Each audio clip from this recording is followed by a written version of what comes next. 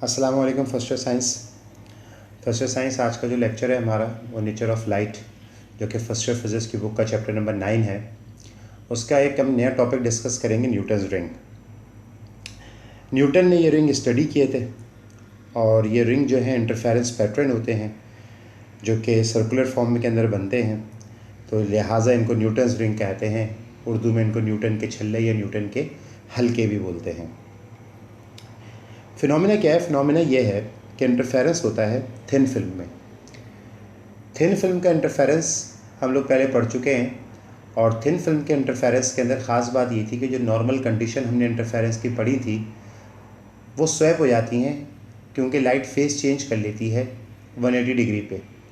तो जो constructive interference की नॉर्मल हालात में कंडीशन होती है वो थिन फिल्म के केस में डिस्ट्रक्टिव इंटरफेरेंस की कंडीशन बन जाती है, और डिस्ट्रक्टिव इंटरफेरेंस की कंडीशन जो है वो कंस्ट्रक्टिव इंटरफेरेंस की बन जाती है। यहाँ पे थिन फिल्म का इंटरफेरेंस होता है। जो फिनोमिना है वो फिनोमिना आपके सामने है कि अल्टरनेट ब्राइट और डार्क रिंग्स बनेंगे। जो पैटर्न को देखने के लिए यहाँ पे इस्तेमाल किया जाएगा सिस्टम, वो सिस्टम एक प्लेनो कॉन्वेक्स लेंस है, यानी कि एक कॉन्वेक्स लेंस जिसकी एक सरफेस प्लेन है और दूसरी सरफेस जो है वो कॉन्वेक्स है, और एक प्लेन ग्लास शीट इस्तेमाल की जाएगी जिसके ऊपर वो प्लेनो कॉन्वेक्स लेंस रखा हुआ होगा। जब वो प्लेनो कॉन्वेक्स लेंस उस पर रखा हुआ होगा तो जिस जगह के ऊपर वो कॉन्वेक्स लेंस इस गिलास शीट को टच कर रहा होगा इस जगह तो हवा मौजूद नहीं होगी। और इसी तरीके से जब ये आगे की तरफ बढ़ेंगे तो इस पॉइंट के ऊपर हवा की मौजूदगी आपको नज़र आ रही है, इस पॉइंट पे हवा की मौजूदगी और बढ़ गई है, यहाँ पे हवा की मौजूदगी और बढ़ गई है, और यहाँ पे हवा की मौजूदगी मैक्सिमम हो गई है किनारे पे। ये जो एयर फिल्म यहाँ पे मौजूद है ये वेज की शक्ल में है, यानी कि वेज की शक्ल से मुराद ये कि इसकी मोटाई बतदरीज बढ़ रही है। अगर आप अंदर से बाहर की तरफ जाएं तो बतदरीज इसकी मोटाई आपको बढ़ती हुई नज़र आएगी। इसका मतलब यह है कि जो एयर फिल्म यहाँ पे मौजूद है, रोशनी इसमें से गुजरेगी किसी जगह पे जहाँ पे मोटाई कम है, और जिस पॉइंट पे मोटाई ज़्यादा है और मोटाई और ज़्यादा हो गई तो हर जगह लाइट को डिफरेंट एयर फिल्म की थिकनेस का सामना करना पड़ेगा, और उस डिफरेंट एयर फिल्म की थिकनेस का सामना करने की वजह से हमको डिफरेंट पाथ डिफरेंस का सामना करना पड़ेगा, और पाथ डिफरेंस की वजह से कहीं पे आपको कंस्ट्रक्टिव इंटरफेरेंस नज़र आएगा और कहीं पे डिस्ट्रक्टिव इंटरफेरेंस नज़र आएगा। जहाँ पे आपको कंस्ट्रक्टिव इंटरफेरेंस नज़र आएगा वहाँ पे ब्राइट रिंग होंगे, जहाँ पे डिस्ट्रक्टिव इंटरफेरेंस नज़र आएगा वहाँ पे डार्क रिंग होंगे। ये जो रिंग नज़र आएंगे वो कुछ इस पैटर्न के नज़र आएंगे। ये इंटरफेरेंस फ्रिंजेस हैं, लेकिन ये फ्रिंजेस यहाँ पे स्ट्रेट होने के बजाय सर्कुलर फॉर्म के अंदर है। जो सेंटर वाला हिस्सा है वो हमेशा डार्क होगा, क्योंकि सेंटर वाला हिस्सा ये वाला हिस्सा है जिस जगह के ऊपर एयर फिल्म की मोटाई मौजूद नहीं थी। ये वाला हिस्सा, इस जगह पे एयर फिल्म बिल्कुल मौजूद नहीं है। एयर फिल्म ना मौजूद होने की वजह से यहाँ पे पाथ डिफरेंस नहीं पड़ा, यानी कि रोशनी जो है वो हवा में से नहीं गुजरी। नतीजा ये निकला, ये पाथ डिफरेंस नहीं पड़ा तो नहीं हुआ तो ये कंडीशन अप्लाई हुई, और इस कंडीशन के मुताबिक पाथ डिफरेंस नहीं है, और पाथ डिफरेंस ना होने की वजह से डिस्ट्रक्टिव इंटरफेरेंस होगा। आम हालात में ये कंडीशन कंस्ट्रक्टिव इंटरफेरेंस की होती है, लेकिन थिन फिल्म, यहाँ पे एयर की फिल्म बहुत पतली है, देखने में आपको नज़र आ रही होगी कि इतनी बड़ी फिल्म है, लेकिन अगर आप एक बड़े कर्वेचर का कॉन्वेक्स लेंस लेके आएँ, प्लेनो कॉन्वेक्स लेंस, और उसको गिलास प्लेट के ऊपर रखें तो यहाँ पे मुश्किल से चंद मिलीमीटर की जगह निकलती है जो मैक्सिमम थिकनेस होती है, और ये बतदरीज कम होती हुई यहाँ पे तो बहुत ही कम हो जाती है। तो इस वजह से मैं ये कह सकता हूँ कि जो हमारे पास एयर फिल्म होती है वो थिन फिल्म का काम करती है। जब जो रिंग हम देखेंगे, ये रिंग जो है वो जैसा कि मैंने आपको दिखाया कि सर्कुलर फॉर्म के अंदर होंगे, और इनमें सेंटर पॉइंट जो है, ये सेंटर वाला रिंग जो है हमेशा डार्क है।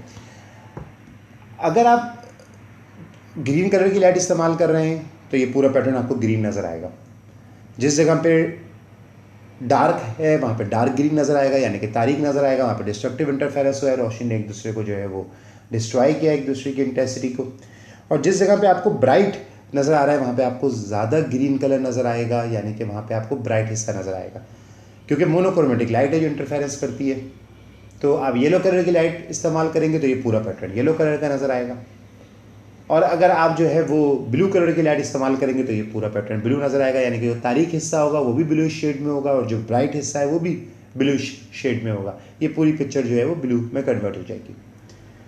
अगर हम वाइट लाइट इस्तेमाल करेंगे न्यूटन्स रिंग को देखने के लिए, तो आपको मालूम है कि उसके अंदर 7 कलर्स की वेवलेंथ है, तो लिहाजा आपको ये रिंग जो होंगे ये मल्टी कलर रिंग नज़र आएंगे। जिस जगह पे जौन सी वेवलेंथ इंटरफेरेंस करेगी आपको वो रिंग वहाँ पे नज़र आएंगे। बिल्कुल ऐसे ही जिस तरीके से आप एक ऑयल फिल्म को पानी के ऊपर देखते हैं तो आपको सोप बबल के अंदर या थिन ऑयल फिल्म के अंदर डिफरेंट कलर्स आपको नज़र आते हैं। जो लाइट जिस जगह पे कंबाइन होगी उस जगह पे उसका पैटर्न नज़र आएगा।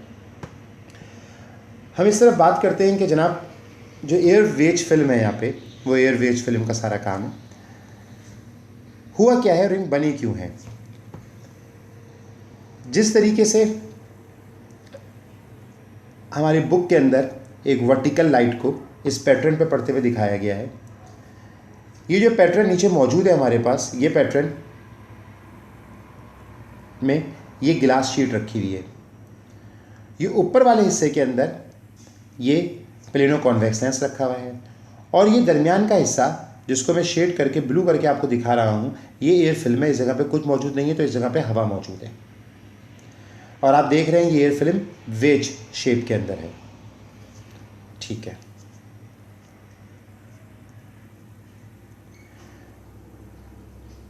जब लाइट की रे ऊपर से नीचे की जानिब आएगी और इस पर इंसिडेंट होगी तो ये कॉन्वेक्स लेंस के अंदर दाखिल हो गई, आपको इमेज में नज़र आ रहा है।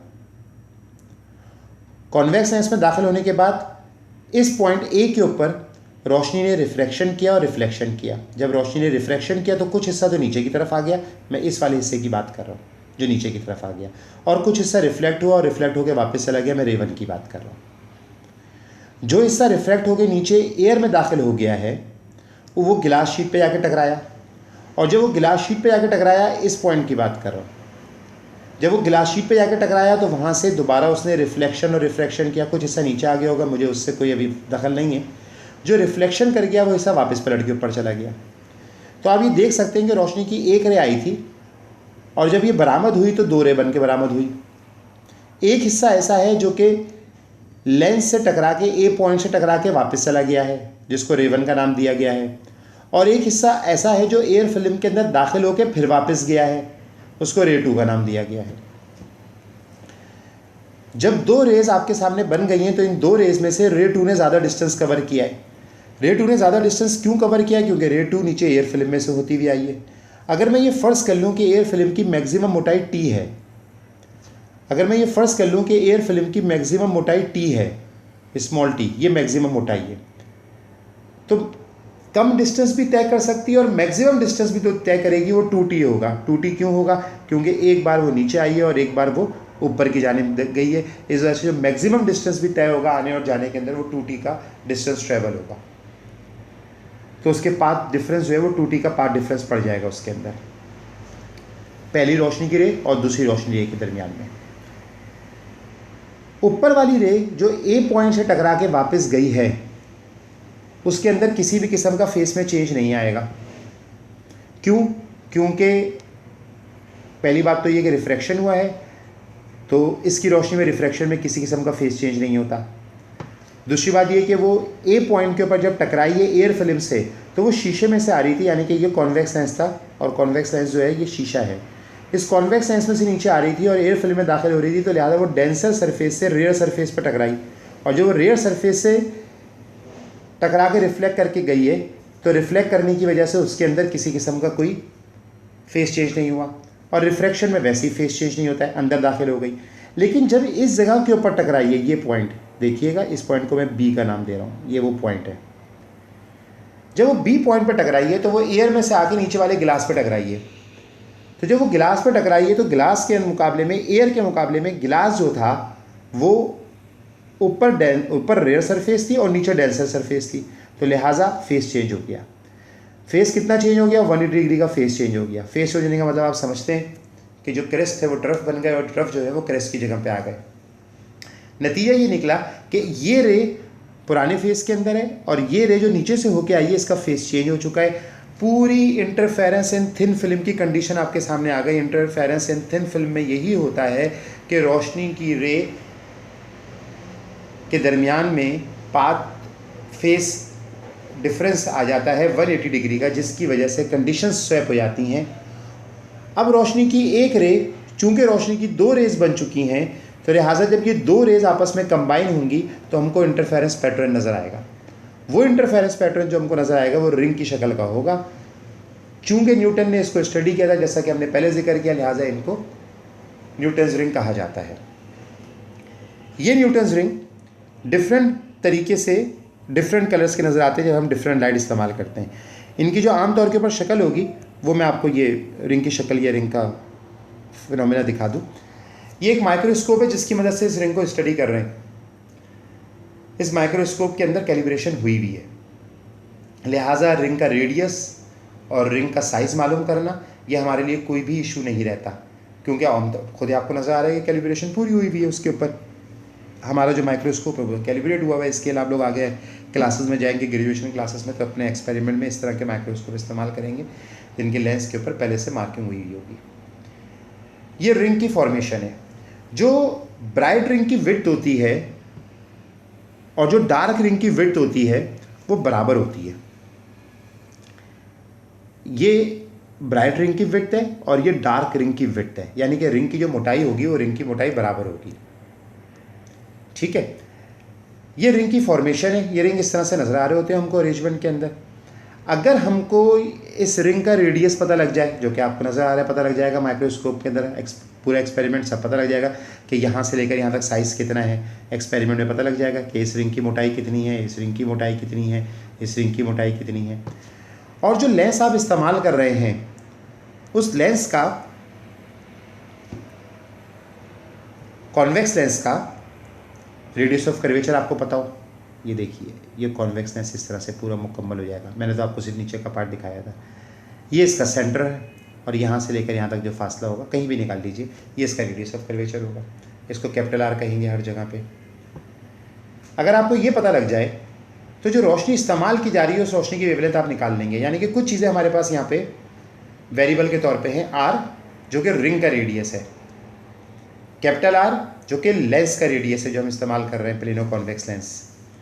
अगर ये पता हो चीज़ें तो बड़े आसानी से जो भी रोशनी यहाँ पे डाली जा रही है उसकी वेवलेंथ कैलकुलेट की जा सकती है।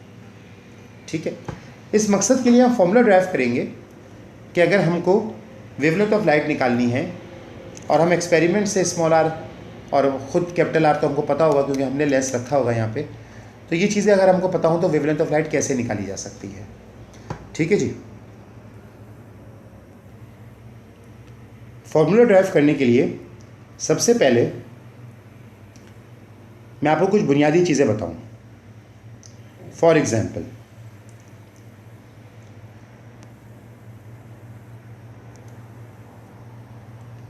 ये डायग्राम है जिसका हम सहारा लेंगे इस पूरे काम में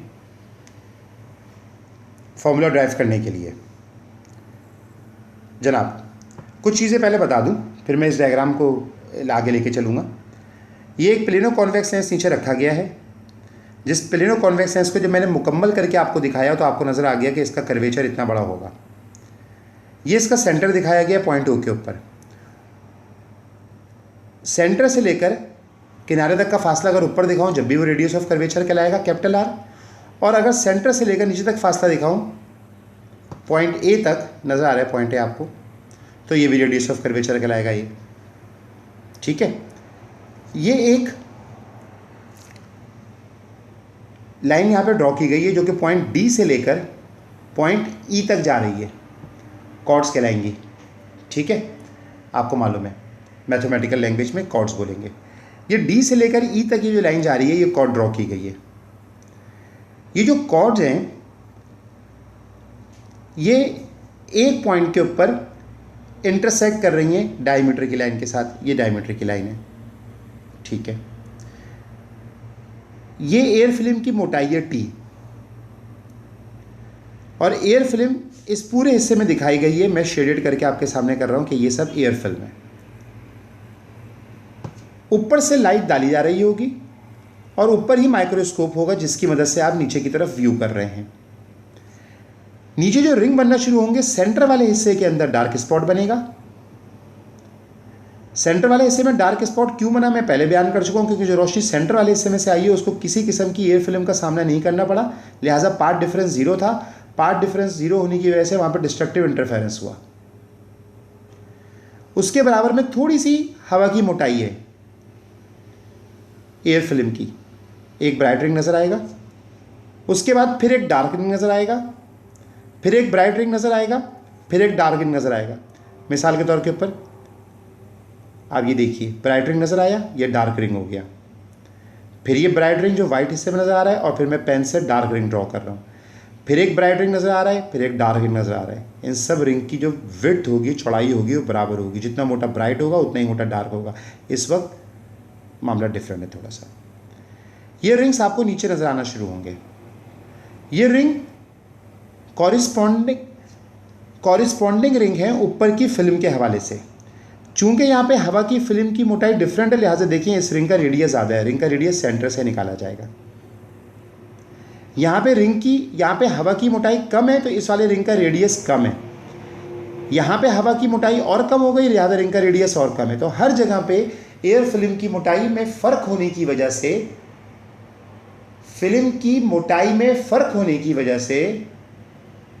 रिंग के रेडियस में फ़र्क है। क्योंकि फिल्म की मोटाई में फ़र्क है, लिहाजा पाथ डिफरेंस में फ़र्क है। और पाथ डिफरेंस की मदद से कभी कंस्ट्रक्टिव होता है,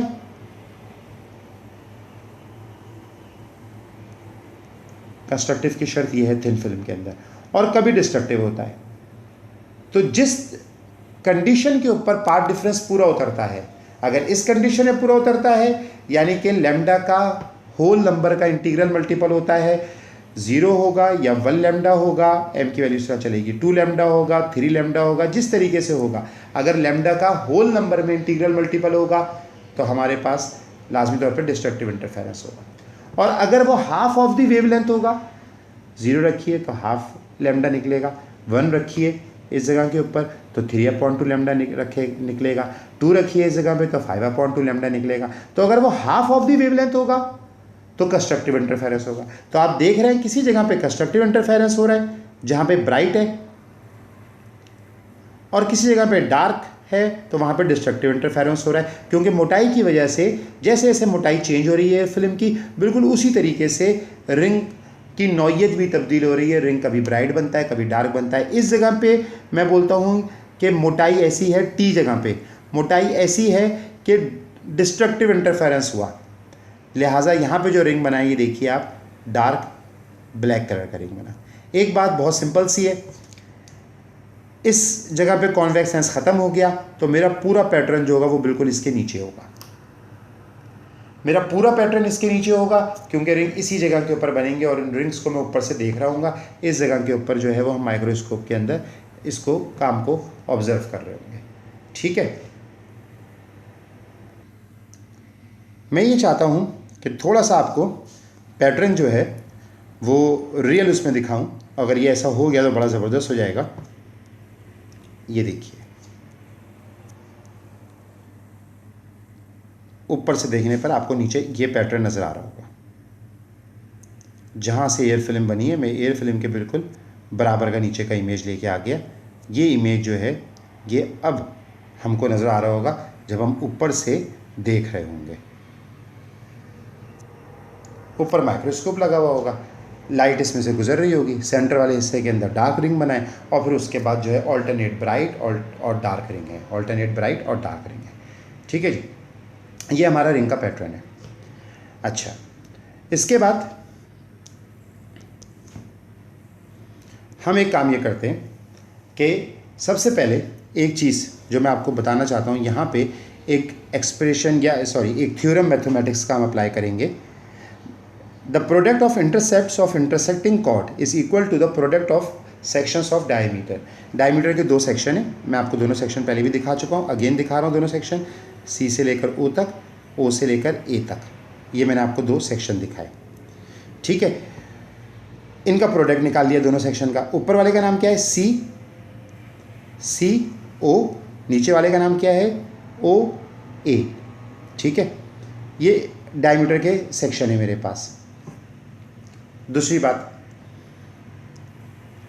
कॉर्ड्स जो मेरे पास बनी हुई है यहाँ पे, वो कॉर्ड कहाँ से लेकर कहाँ तक हैं? एक कॉर्ड मेरे पास है डी से लेकर बी तक, ये डी पॉइंट नज़र आ रहा है मुझे, और एक पॉइंट मुझे ये बी नज़र आ रहा है, और दूसरा हिस्सा जो नज़र आ रहा है मुझे वो बी और ई नज़र आ रहा है। ठीक है, अच्छा जी, अब देखिए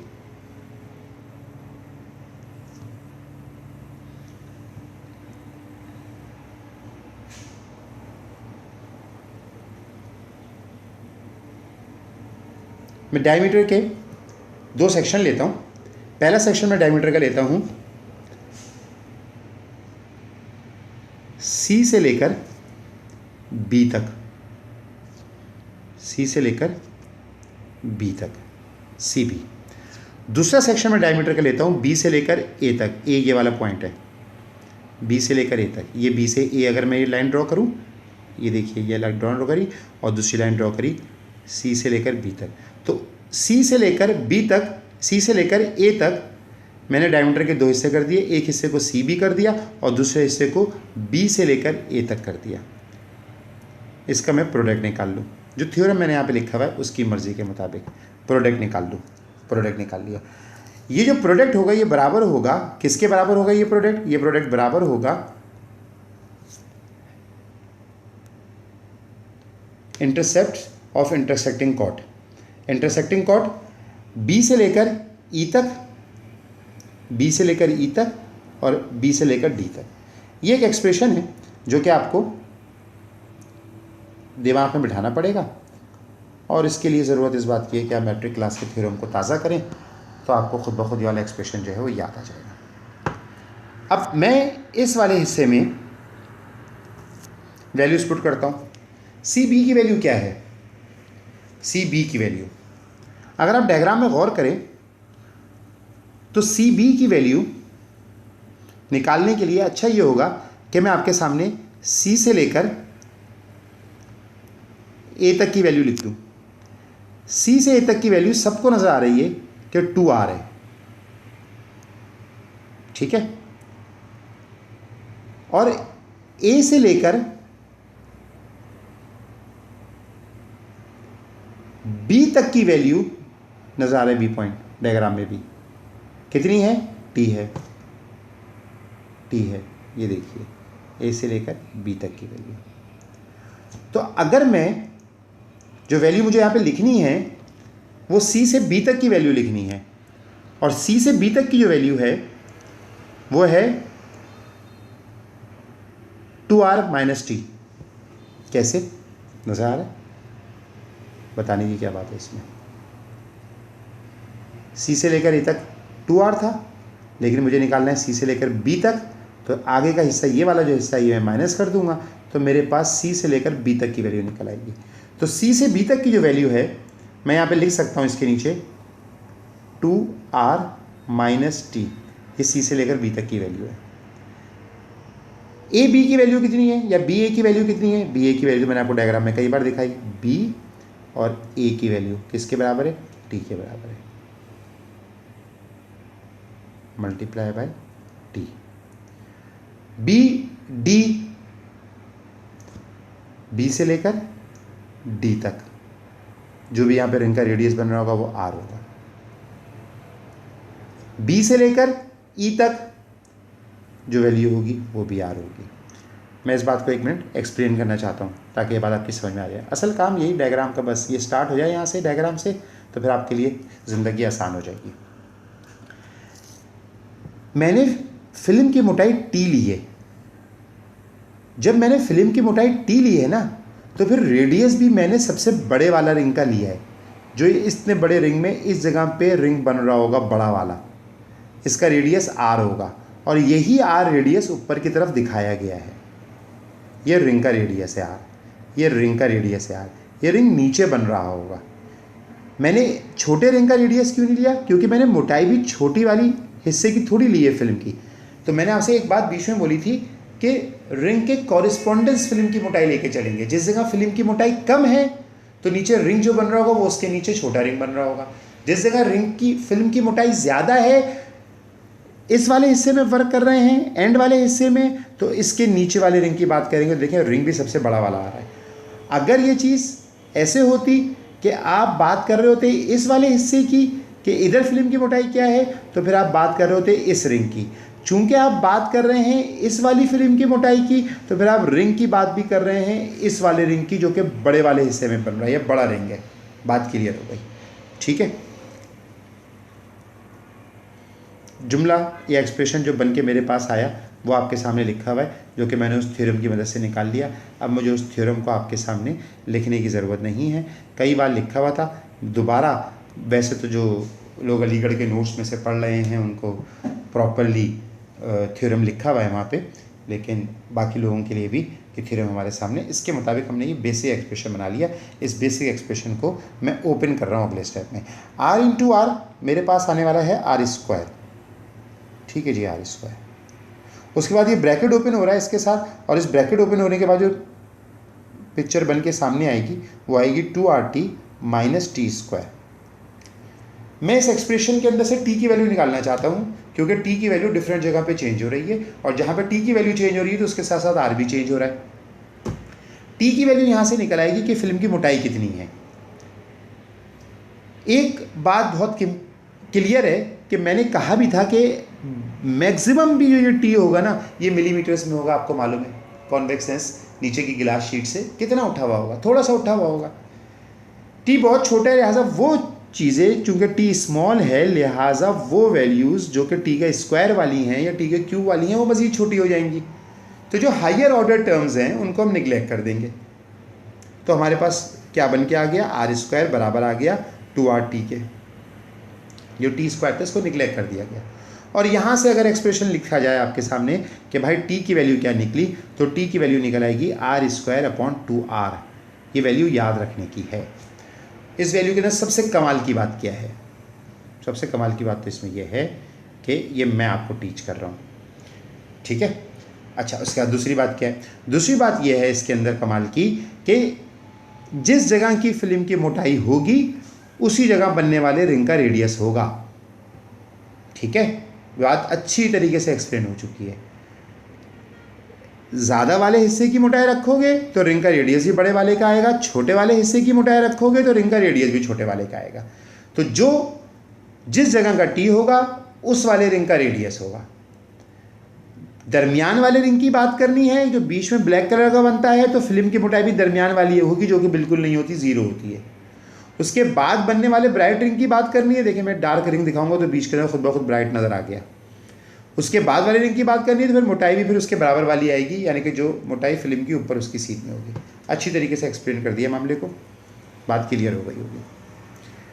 बात वही है, जैसा टाइम ज़्यादा लग जाए लेक्चर के अंदर, वीडियो का साइज़ बढ़ जाए, टाइम बढ़ जाए, लेकिन बात समझ में आनी चाहिए। ये एक्सप्रेशन बनके मेरे सामने आ गया, जो कि बुनियादी एक्सप्रेशन है, और सारा काम इससे चलेगा। ब्राइट रिंग के लिए, रेडियस के लिए फॉर्मूला ड्राइव करते हैं। जो फॉर्मूला हम ड्राइव करेंगे अब वो ब्राइट रिंग के रेडियस के लिए करेंगे। चूँकि अब मुझे इस थ्योरम की और मुझे इस वाले डायग्राम की ज़रूरत नहीं है, लिहाजा मैं इनको जो है वो अब यहाँ से हटा देता हूँ, ठीक है जी। मैं ब्राइट रिंग के रेडियस के लिए काम कर रहा हूँ। रेडियस ऑफ ब्राइट रिंग,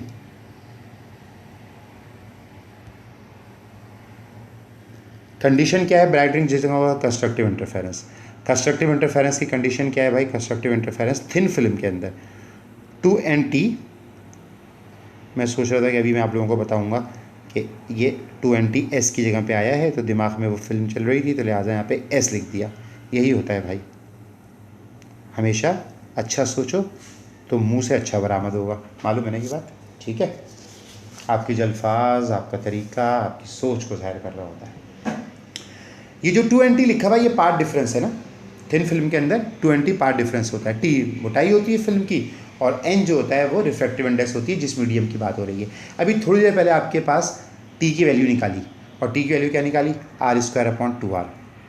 ये रहा 2N रिफ्रैक्टिव इंडेक्स। हवा की फिल्म इस्तेमाल करिए, है ना, 1 आ गया। T की जगह पे क्या आ गया? R square upon 2R। ठीक है, आगे क्या है? m plus half lambda. समझ में आ रहा है? m लिखा हुआ है, आसान नहीं है इस पर लिखना, कभी तजुर्बा करके देखिएगा, लख पता जाएगा। क्या रह गया जनाब? R square. यहाँ पे क्या हो गया? m plus half lambda. सोच रहे होंगे आप, मैं बता देता हूँ क्या हुआ भाई। ये आर जो नीचे लिखा हुआ था ना, ये क्रॉस मल्टीप्लाई करके ऊपर लेके आ गया मैं, ठीक है। आर स्क्वायर की वैल्यू ये है, तो आर की वैल्यू क्या होगी? दोनों तरफ अंडर रूट ले लिया, इधर का स्क्वायर अंडर रूट से ख़त्म हो गया, ये बन के आ गया एक्सप्रेशन। रिंग का रेडियस बन के आ गया। कौन से रिंग का रेडियस बन के आ गया? ब्राइट रिंग का रेडियस बन के आ गया, ठीक है, ब्राइट रिंग का रेडियस बन के आ गया। अब सुनिए, कहानी अब शुरू होती है।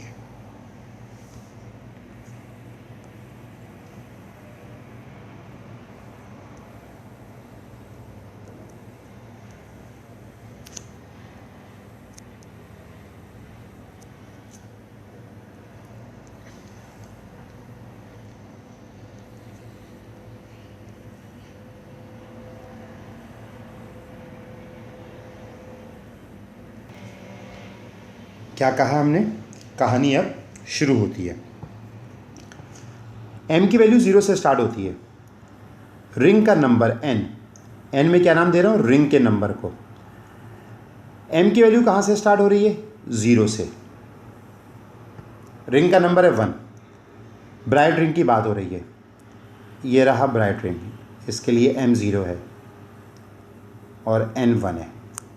ये पहला ब्राइट रिंग है। तो पहले ब्राइट रिंग के लिए R1 का मतलब है रेडियस ऑफ ब्राइट रिंग, लेकिन कौन सा ब्राइट रिंग? पहला ब्राइट रिंग। फॉर्मूला आपके सामने है, इज इक्वल टू m की जगह पे 0, हाफ लेमडा r, ठीक है जी। n की वैल्यू 2, दूसरा रिंग। m की वैल्यू 1, दूसरा रिंग का है, ये रहा नंबर 2 रिंग। n की वैल्यू 2, m की वैल्यू 1, दूसरे रिंग का रेडियस। फॉर्मूला बन गया, न्यूमेरिकल में इस्तेमाल होगा। m की जगह के ऊपर 2 रखा, सॉरी m की जगह पे 1 रखा, 2 1 सा 2 और 1 एलसीएम के प्लस हुआ 3/2। बहुत से एक्सप्रेशन ऐसे ही मेरे जो आप नहीं देख सकते, वो नहीं देख सकते क्योंकि मैं पेन चला रहा होता हूँ और पेन से चीज़ों की तरफ इशारा कर रहा होता हूँ और आपको पेन मेरा नज़र नहीं आ रहा। 3/2 लेमडा r, ठीक है जी। n की वैल्यू 3, तीसरा रिंग का है, तीसरा रिंग ये रहा भाई, ब्राइट रिंग। m की वैल्यू 1 कम चल रही है,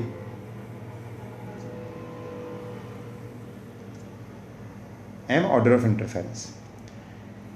R3, तीसरे रिंग का रेडियस। इस m की जगह पे दोबारा से देखिए, इस m की जगह के ऊपर 2 रखा क्योंकि m की वैल्यू 2 है, 2 2 4 15/2 लेमडा, तीसरे रिंग का रेडियस। तो भाई रिंग तो कोई सा भी हो सकता है, चौथा रिंग, पांचवा रिंग, छठा रिंग, सातवां ring.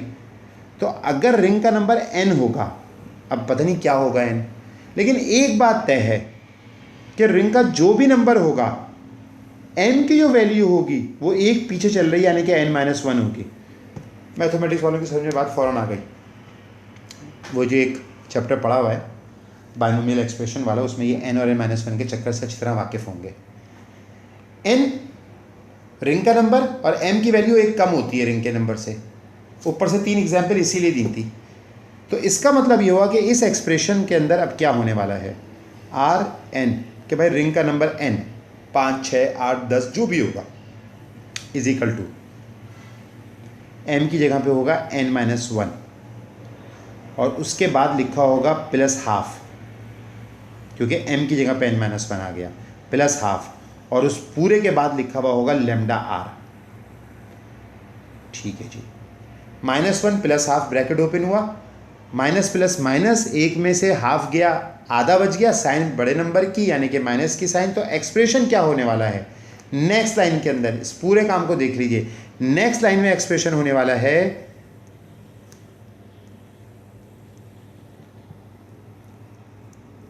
Rn is equal to √n-12 lambda r।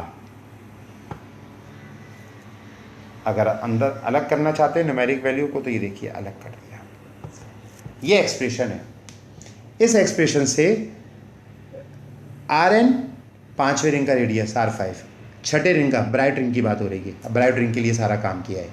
आठवें ब्राइट रिंग का रेडियस R8, n की जगह पे कौन, रिंग का नंबर -12 लैम्डा r, ख़त्म बात। यहाँ से आप रिंग का रेडियस निकाल सकते हैं। और अगर रिंग का रेडियस आपको पता है, कैसे पता है आपको रिंग का रेडियस, एक्सपेरिमेंट किया है ना, माइक्रोस्कोप के अंदर कैलिब्रेशन हुई भी थी ना, वो तो माइक्रोस्कोप से देखा तो खुद रिंग का रेडियस है, रिंग नज़र आ रहे थे तो रेडियस स्केल तो साथ साथ था, तो रिंग का रेडियस ये तो निकल आया। कैपिटल आर आपको पता है, जो लेंस आपने लिया आपको मालूम है उसका रेडियस ऑफ कर्वेचर कितना बड़ा है, क्योंकि उसका पूरी गोलाई आपको पता है। ये मैंने 2 बार हाथ से अपने पेन से गोला बनाया, लेकिन जब मुझे ये आइडिया हुआ कि बच्चों को तो मेरा पेन नज़र नहीं आ रहा, तो मैंने बोला बना के दिखाना पड़ेगा। ठीक है भाई, ठीक है। अब ये ख़त्म कहानी, जगह कम है, इतनी अफोर्ड नहीं कर सकते जगह ज़ाया करना। तो उसके बाद ये जो है रिंग का आर हो गया रेडियस ऑफ कर्वेचर, तो एन रिंग का नंबर मुझे पता है, स्मॉल आर मुझे पता है, कैपिटल आर मुझे पता है, लाइट की वेवलेंथ निकाल लूँगा कि जो लाइट ऊपर से आ रही है वो कौन सी, उसकी वेवलेंथ क्या है। ठीक है भाई, तो सबसे ज़्यादा एक्सप्रेशन जो इस्तेमाल हो सकता है ये वाला, बाकी इंटरफेरेंस के फॉर्मूलों की तरह, यंग डबल स्लिट की तरह, बाकी चीज़ों की तरह हर चीज़ एक्सपेरिमेंट में कैलकुलेट हो जाती है और वेवलेंथ ऑफ लाइट आप आराम से निकाल लेते हैं। और अगर आप बोलें वेवलेंथ ऑफ लाइट मुझे पता है, तो भाई कैपिटल आर निकाल लो। कैपिटल आर पता है तो चलो स्मॉल रिंग का रेडियस ऑफ न्यूटन रिंग निकाल लो, तो कुछ भी यहाँ से निकाल सकते हैं। काम अभी ख़त्म नहीं हुआ है, पिक्चर अभी बाकी है। करना क्या है, डार्क रिंग का रेडियस निकालना है। ये जो एप्लीकेशन में इस्तेमाल कर रहा हूँ इसका नाम है लाइव बोर्ड। ठीक है, एप्लीकेशन की पब्लिसिटी करना मेरा मकसद नहीं है। इस एप्लीकेशन के बड़े फ़ायदे हैं, इस पर थोड़ा सा काम करना मुश्किल भी है, लेकिन देखें कि इसके अंदर चीज़ें कितनी इंटरेक्ट कर लेता है आदमी। असल फ़ायदा इसका स्टार्ट होता है इस जगह के ऊपर। देखिए मैंने आपके सामने एक पैनल खोला, शेयर बोर्ड। अगर आप सबके ईमेल एड्रेसेस यहाँ पे डले हुए हों और आपके अकाउंट बने हुए हों इस एप्लीकेशन के लाइव बोर्ड पे, उसके अकाउंट बनाने के लिए ज़रूरी है कि आपने थोड़े पैसे खर्च किए हुए हो। ये लाइव बोर्ड की एप्लीकेशन आपको परचेज़ करनी पड़ेगी गूगल प्ले से, फिर आप इसको ऑफिशियली यूज़ कर सकते हैं। तो आप शेयर बोर्ड में यहाँ से करूँगा और आपके ईमेल एड्रेसेस डले होंगे, ये सारा का सारा बोर्ड आपके सामने शेयर हो जाएगा। मुझे वीडियो रिकॉर्ड करके यूट्यूब के ज़रिए या किसी और ज़रिए से आपको नहीं देनी पड़ेगी।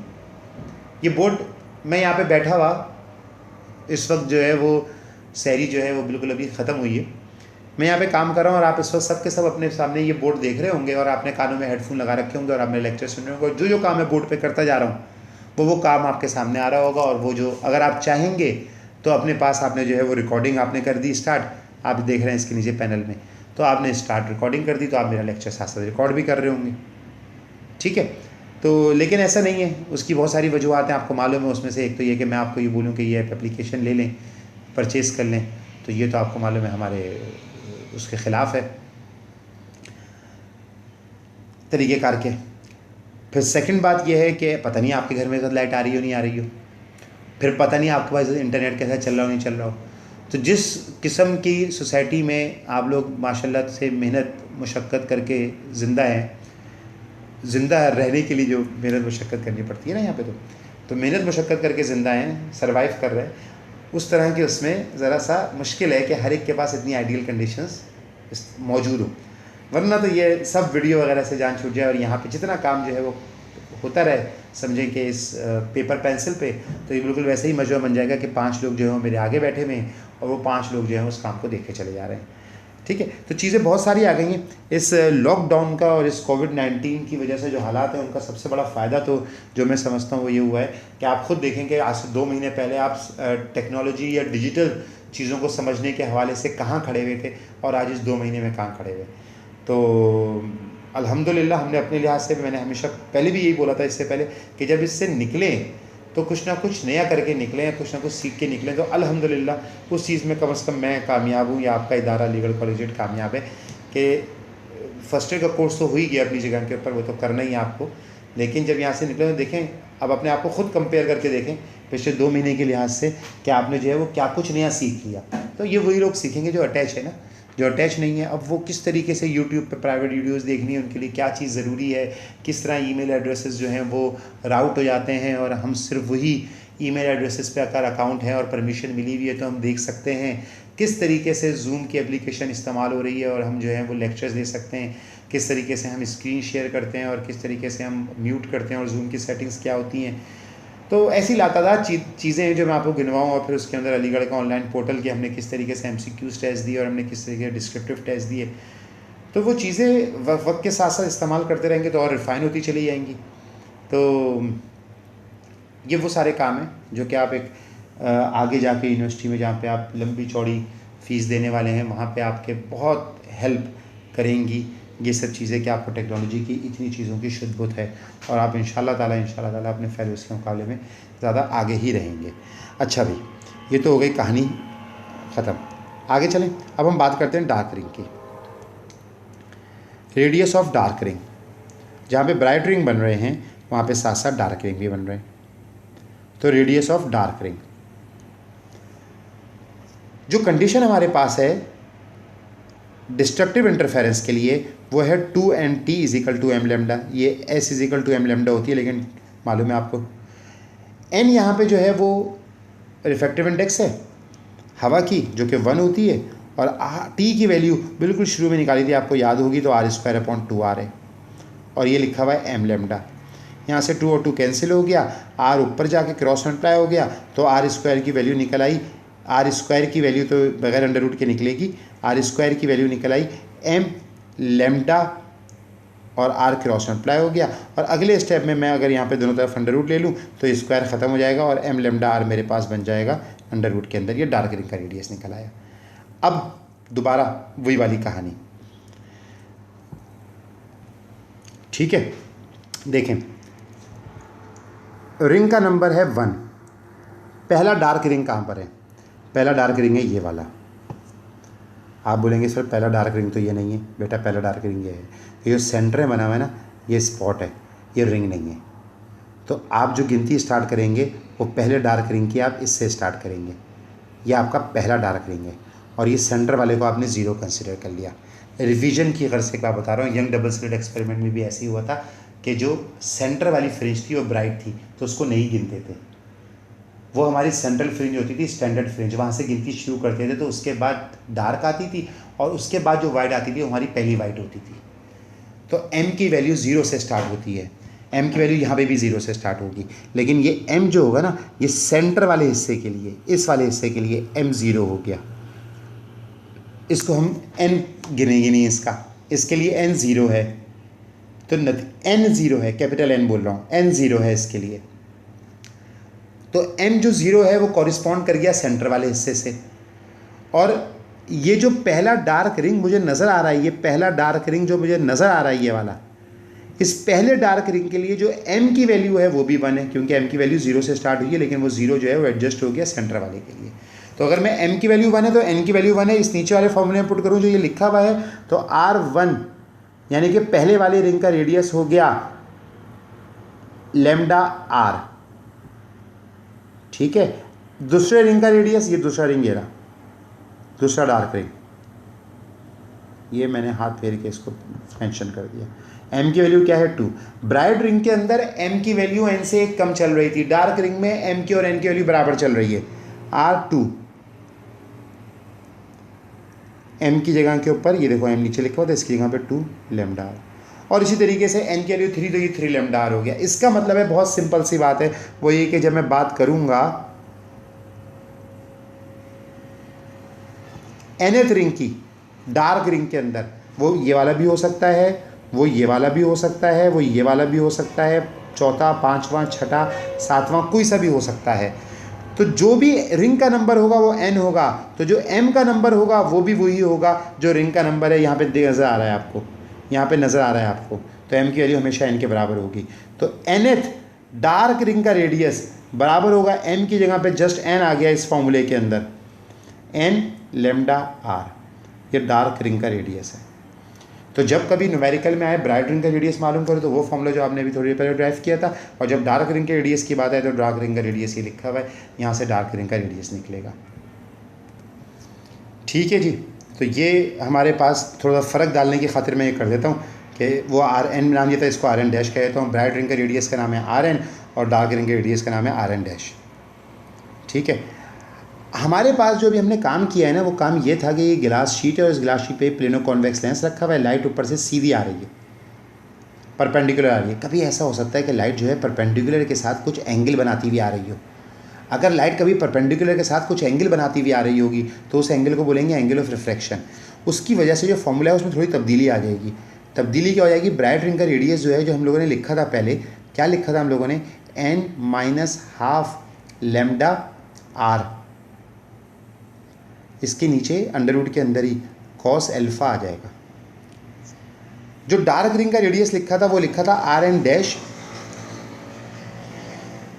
n lambda r। इस फॉर्मूले के अंदर अंडर रूट के नीचे डिनोमिनेटर के अंदर कॉस अल्फा आ जाएगा। अल्फा क्या है, अल्फा जो है वो एंगल ऑफ रिफ्रैक्शन है, और वो एंगल ऑफ रिफ्रैक्शन कहाँ पर है, वो एंगल ऑफ रिफ्रैक्शन ये है, क्योंकि लाइट जो है वो अब की बार परपेंडिकुलर के साथ कुछ एंगल बनाती हुई आ रही है और उस एंगल का नाम है अल्फा। ठीक है, ये फॉर्मूले उस वक्त इस्तेमाल किए जाते हैं जब लाइट सीधी परपेंडिकुलर नहीं आ रही हो बल्कि परपेंडिकुलर के साथ कुछ एंगल बनाती हुई आ रही हो। न्यूटन रिंग का टॉपिक कवर हो गया। न्यूटन रिंग क्यों बोलते हैं, सब बातें क्लियर हो गई। अब इसमें से आप जो है एक्सपेरिमेंटली आपने जो है वो रेडियस मालूम किया हुआ है, और रेडियस मालूम किया हुआ है आपने, और आपको आर मालूम है, तो आप लैम्डा जो है वो यहाँ से कैलकुलेट कर सकते हैं। एन डार्क रिंग का नंबर है, या एन इस वाले फॉर्मूले में इस्तेमाल करेंगे तो एन डार्क रिंग का नंबर है, इस वाले फॉर्मूले को इस्तेमाल करेंगे तो एन ब्राइट रिंग का नंबर है। ठीक है जी, यहाँ पे हमारा काम जो है ये लेक्चर ख़त्म होता है। दुआ में याद रखिएगा। जज़ाकल्लाह खैर, अल्लाह हाफ़िज़।